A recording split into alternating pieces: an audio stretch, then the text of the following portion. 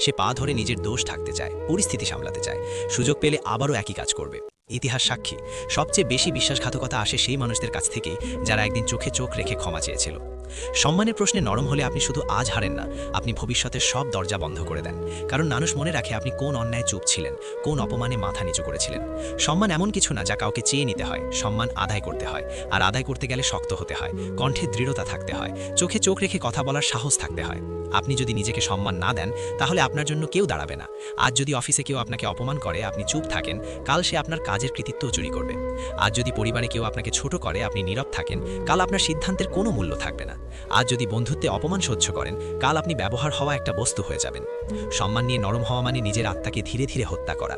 শক্ত হওয়া মানে খারাপ মানুষ হওয়া না, শক্ত হওয়া মানে নিজের সীমা পরিষ্কার করে দেওয়া। শক্ত হওয়া মানে বোঝানো, আমি মানুষ, আমি খেলনা না। মনে রাখবেন, যারা আজ আপনাকে শক্ত দেখে দূরে সরে যায়, তারাই কাল আপনার শক্তির কারণে আপনাকে সম্মান করবে। আর যারা আজ আপনার নরম স্বভাবের সুযোগ নেয়, তারা কখনোই আপনার পাশে থাকবে না। সম্মানের প্রশ্নে একবার শক্ত হলে জীবনের অনেক অপ্রয়োজনীয় মানুষ নিজে থেকেই সরে যাবে। আর এতে আপনার ক্ষতি